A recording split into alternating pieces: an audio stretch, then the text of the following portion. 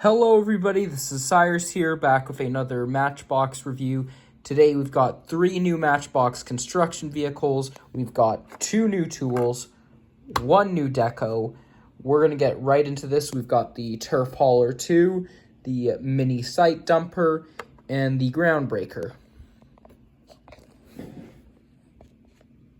To begin, we'll start off with the dump truck. So this replaced the Fawn dump truck that Matchbox has been using since their Lesney era.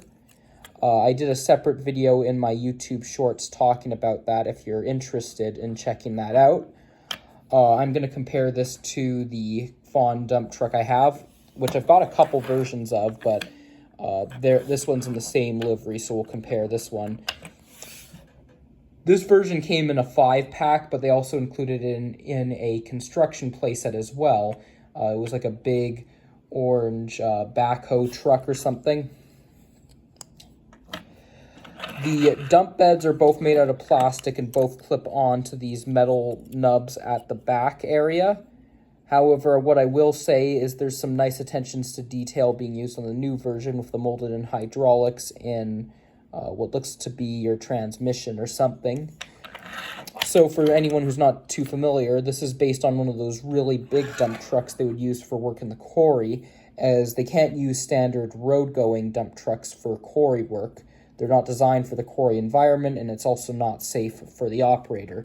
Now, if you have the real working rigs dump trucks, here's the Western Star 49X. This one doesn't scale as well, as this would be absolutely massive. Just want to quickly make that clear. However, if you collect micro machines, this would scale perfectly to where the micro machines would be tiny next to this dump truck itself.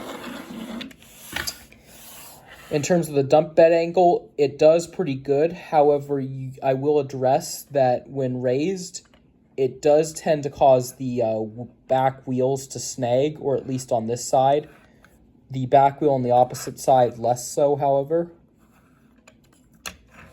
And then if we bring back the Fawn, you can see it has no problem there.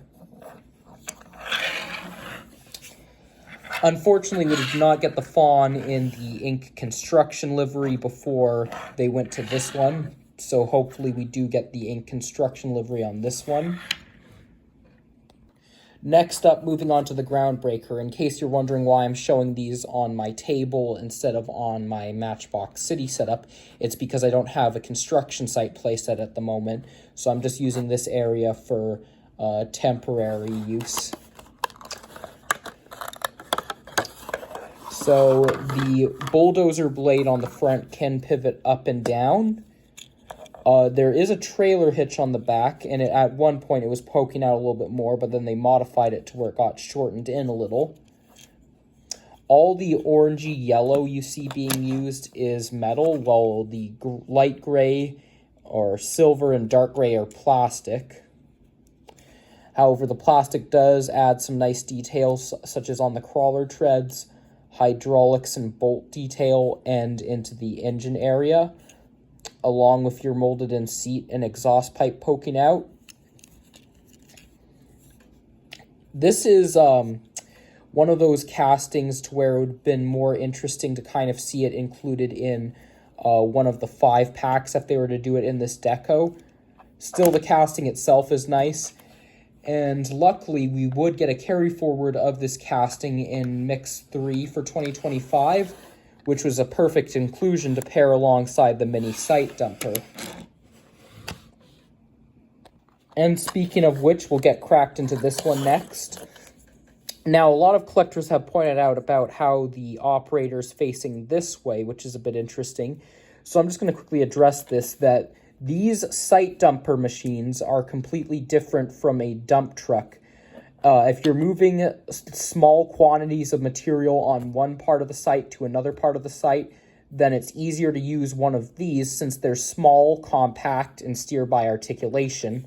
It's also worth noting on that same token, the reason why the operator would face this way is because then he can see what he's doing in the event that he's spreading the material out that he's moving around the site. if you were to use one of the standard size dump trucks for moving material around the site instead of off the site, it would be more complicated due to the size, but then the operator would have to poke his head out the cab and look behind him, which can be kind of awkward, and then it doesn't provide as much visibility. So when filling in ruts or spreading gravel, having a better view of the dump bed when you're emptying out your load is essential on this machine. And quickly giving a quick test of the dump bed itself, I did test this a couple times. It's best to use it with smaller rocks as shown here. Also, what I'm going to quickly address is you'll need to put the load closer towards the front of the dump bed, so that way it makes it easier to unload. And then it also helps to do it quickly like that, so then you can have better luck at getting more of the material out.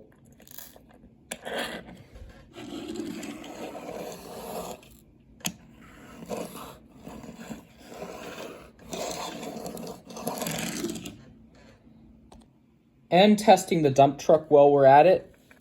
Here goes nothing.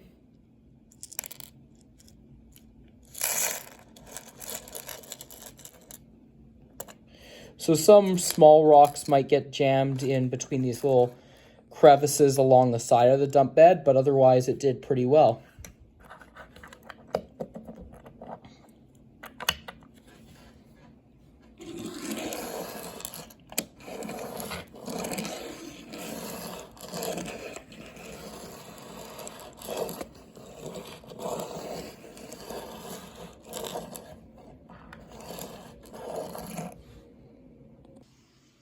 But apart from that, that just about wraps it up for this video.